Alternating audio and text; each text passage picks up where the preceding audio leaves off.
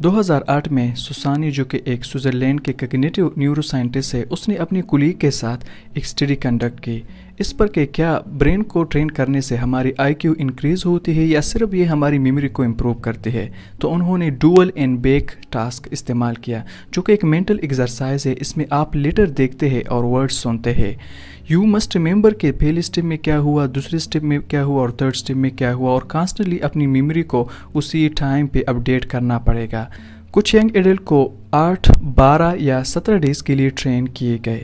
اب اس میں fluid intelligence کو ٹیسٹ کیا گیا، مطلب پرابلم سالونگ، تھنکنگ لاجیکلی اور پیٹرن کو ریکگنائز کرنا۔ ریزلٹ بہت شاکنگ تھے۔ جن کو زیادہ ٹرین کیا گیا تھا ان کی فلوئڈ انٹیلیجنس بہت زیادہ تھی۔ تو اس اسٹڈی سے معلوم ہوا کہ آئی کیو ایک ایسی چیز نہیں ہے جو ہمیں پیدائشی طور پر ملی ہے، بلکہ ہم اپنے مائنڈ کو ٹرین کر سکتے ہیں اور ہم اپنی آئی کیو کو انکریز کر سکتے ہیں۔ لیکن ویڈیو میں آگے جانے سے پہلے سمجھتے ہیں کہ آئی کیو اصل میں ہوتی کیا ہے۔ آئی کیو کا مطلب ہے انٹیلیجنٹ کوشش، مطلب یہ ایک ایسی نمبر ہے جس کے ذریعے سے ہم ایک شخص کی پرابلم سالونگ سکل، ریزننگ، انڈرسٹینڈنگ اور میموری کو میئر کرتے ہیں کمپیئر ٹو ایوریج پیپل۔ جو ہائیسٹ آئی کیو ہوتی ہے وہ 130 سے اوپر ہوتی ہے، جو ایوریج ہوتی ہے وہ 100 ہوتی ہے، اور اس سے جو 70 کے درمیان ہوتی ہے وہ اس سے کم ہوتی ہے۔ تو اب ہم جانتے ہیں ایسے ویز کے جس کے ذریعے سے آپ اپنے آئی کیو کو انکریز کر سکتے ہیں۔ Number 1، struggle before help. اس پہ ایک اسٹڈی کنڈکٹ کی گئی 2 گروپس پر۔ پہلا گروپ تھا ایزی گروپ، اس کو مختلف ریپیٹڈلی ورڈز پیر دکھائے گئے، مطلب وہ اسے یاد بھی کر سکتے تھے اور لکھ بھی سکتے تھے، ان کے لیے ایزی تھا۔ ساتھ ساتھ ان کو فیڈ بیک بھی دیا گیا کہ یہ صحیح ہے یا یہ رانگ ہے۔ لیکن جو ٹپیکل گروپ تھا اس کو ورڈز مطلب مکس فارم میں دکھائے گئے، اس کو فیڈ بیک نہیں دیا گیا کہ یہ رانگ ہے یا رائٹ ہے، اور اس کو مطلب یہ انسٹرکشن دی گئی کہ وہ اپنے مائنڈ سے سب کچھ ریکال کرنے کی کوشش کرے۔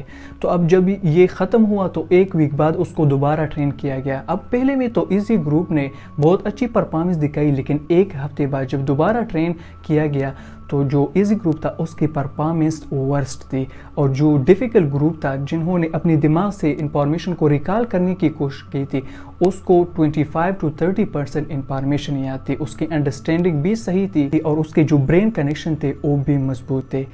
اسٹڈی سے معلوم ہوا کہ جب ہم اپنی لرننگ کو ری انفورس کرتے ہیں، اپنے دماغ کا ایکٹیولی استعمال کرتے ہیں، انفارمیشن کو ریکال کرتے ہیں، مطلب کسی بھی چیز کو ہم ڈائریکٹلی ایکسیپٹ نہیں کرتے بلکہ اس میں ریزننگ کرتے ہیں، اس کو انڈرسٹینڈ کرتے ہیں، اس سے ہمارے برین کے کنیکشن مضبوط ہوتے ہیں، اور جو بھی ہم یاد کرنے کی کوشش کرتے ہیں وہ زیادہ دیر تک ہمارے دماغ میں رہتے ہیں۔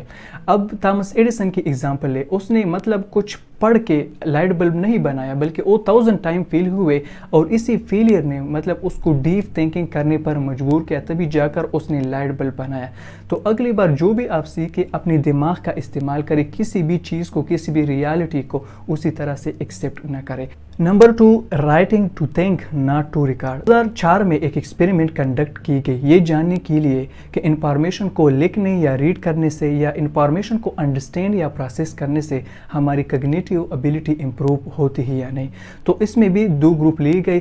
اب پہلے گروپ کو بتایا گیا کہ اسے ایک پیراگراف دیا گیا کہ اس کو پڑھے، اس کو انڈرسٹینڈ کرے اور اس سے ڈیٹا اور انفارمیشن نکالے، اور دوسرے گروپ کو بھی یہی ٹاسک دیا گیا، لیکن دوسرے گروپ کو ساتھ ساتھ یہ بھی کہا گیا کہ آپ اگر یہ نوٹس بنا رہے ہو، مطلب آپ ڈیٹا اور انفارمیشن نکال رہے ہو، اس کو اپنے الفاظ میں لکھیں، مطلب اس کو پروسیس کرنے کی کوشش کرے، اس کو انالائز کرنے کی کوشش کرے اور پھر وہ انفارمیشن نکالے۔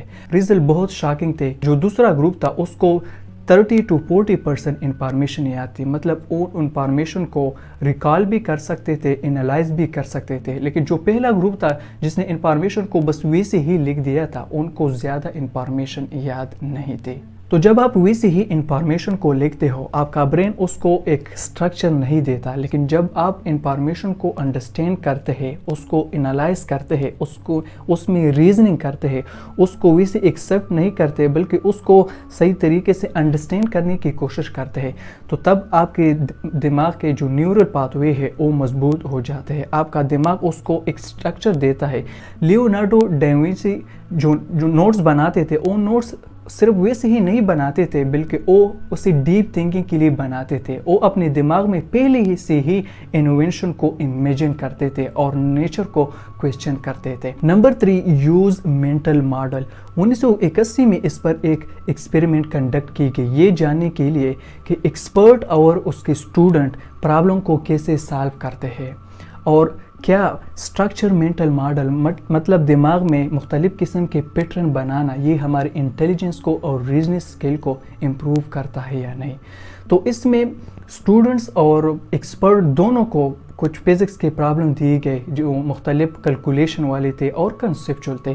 اب اسٹوڈنٹ نے ایسا کیا کہ اس نے ان انفارمیشن کو بس ویسے ہی ایکسیپٹ کیا اور پرابلم کو سالو کرنے کی کوشش کی. ایکسپرٹ تھے اس نے ان انفارمیشن کو مختلف طرح کے پیٹرن بنائے, مختلف طرح کے مینٹل ماڈل سے کام لیا. اب ریزلٹ بہت شاکنگ تھا. اسٹوڈنٹ ان پرابلم کو صحیح طریقے سے سالو نہیں کر پائے, اس کی پرفارمنس صحیح نہیں تھی, لیکن جو ایکسپرٹ تھے انہوں نے بہت جلدی ان پرابلم کو سالو کرنا شروع کیا. وہ انفارمیشن کو کلیئرلی ڈیفائن بھی کر سکتے تھے اور نئی پرابلم کے آؤٹ کم کو پریڈکٹ بھی کر سکتے تھے.